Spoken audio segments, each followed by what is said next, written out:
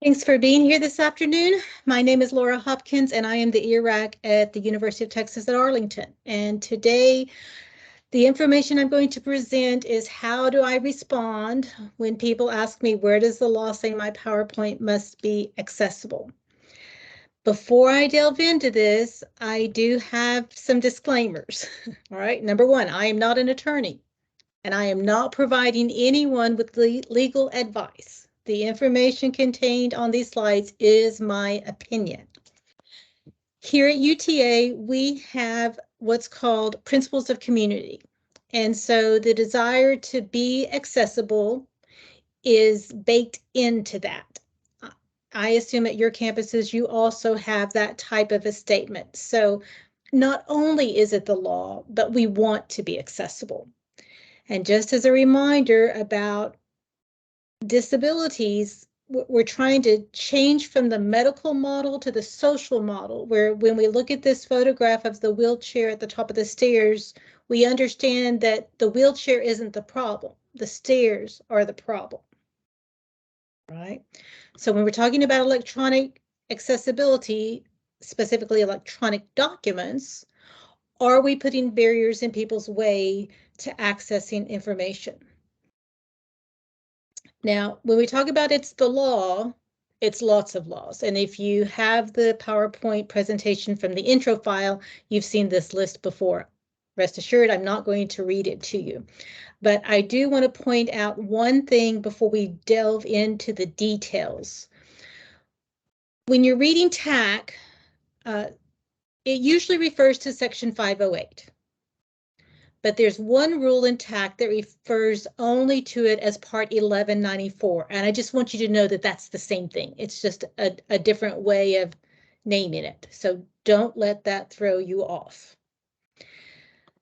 These are the breadcrumbs to the laws that answer the question, where does the law say my PowerPoint has to be accessible?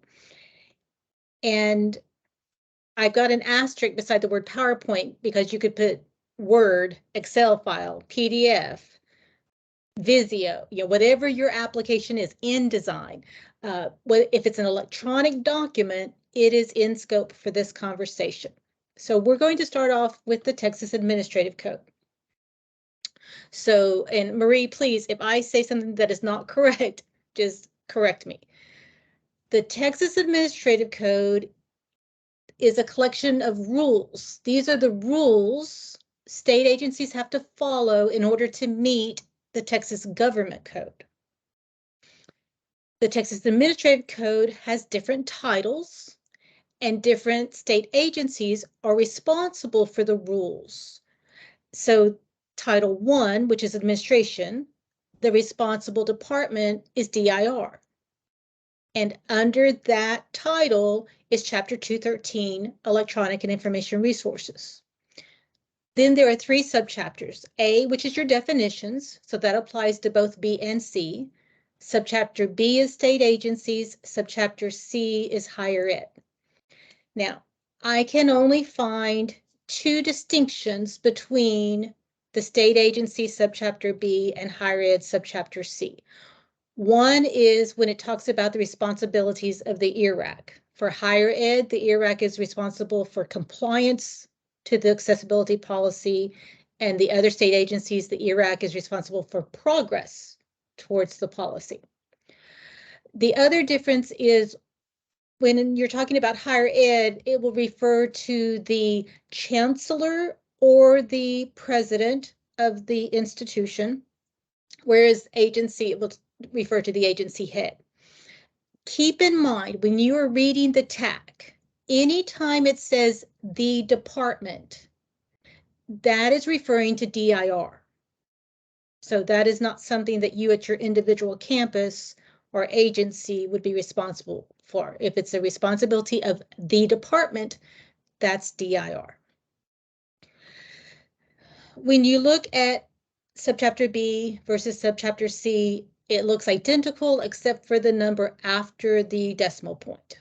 So just for today's purposes, I'm going to refer to subchapter C because that's the way I already had my slides made. We are going to look at 213.35, functional performance criteria. Now, I want you to notice that the text states, to the extent that an EIR does not comply, then the non-compliant features shall conform to the standards referenced in Section 508, Appendix C, Chapter 3, 302, Functional Performance Criteria. So what this is saying is, if basically you didn't get a VPAT, right? You don't have an accessible conformance report that says it's accessible, or you know it's not accessible because you've looked at it, you've assessed it, it has issues. Then you are going to apply Section 508. Well, what is Section 508, Appendix C, Part 1194, Chapter 3? Let me show you. It is the functional performance criteria. So I only listed the first two, but this is a fairly long section. And basically what it says is that you cannot rely on a single sense. If someone can't see the information, then they have to be able to hear it. If someone can't use a mouse, they have to be able to use a keyboard. It's an alternate mode of operation. This is why we have to have captions on our videos. Right? So if someone is deaf, they can't hear the person speaking, they can read the captions. Now, some people look at this and go, well, but that doesn't really say PowerPoint, right? It doesn't actually say that electronic documents is part of this equation. So let's look at it a little bit more closely. So now I'm going to go from 301 to 204.1. So 204.1 is, again, functional performance criteria. So often you will see that the TAC mirrors the federal law. So this is the mirror to our 213.35. Anytime you see the acronym ICT, that's just the government federal version of Texas's EIR. Okay, so those are interchangeable. And the functional performance criteria is kind of the catch-all, right? If none of these other things apply, then you have to offer more than one mode of operation. So again, we haven't actually seen it say electronic documents. So let's keep looking at Chapter 2. I'm going to move from 204.1 to 205.4. So 205.4 states that electronic content shall conform to level AAA. We know that, right? If it's on a website, that's TAC 206, it has to meet AAA. And then Section 508 lists an exception. Non-web documents shall not be required to conform. You can't stop there. I've had people quote me just that phrase. Non-web documents shall not be required to conform. And then they use that as an excuse that their electronic documents didn't have to meet the standards. You can't do that. There's not a period there. Non-web documents shall not be required to conform to the following 4 success criteria. So that leaves what, about 3 dozen others that it does have to support. When you're referring to WCAG, but you're referring to documents instead of to web pages, you simply substitute the word document or page anytime WCAG says web page. All right. All right, let's keep going. So we're getting closer, right? These are non-web documents. So if I share my PowerPoint file with you, whether I put it on YouTube or email it to you, it's I guess if I put it on YouTube, it's actually a web document. But if I email it to you, I don't think it's a web document, but it's still an electronic document. Let's look at 201.1. That's an important paragraph because it talks about what's in scope. If it's procured, developed, maintained, or used, it shall conform. Texas Government Code uses those same 4 words just in a different order. For those of us in UT systems, we get an extra word. We have the word changed. All right.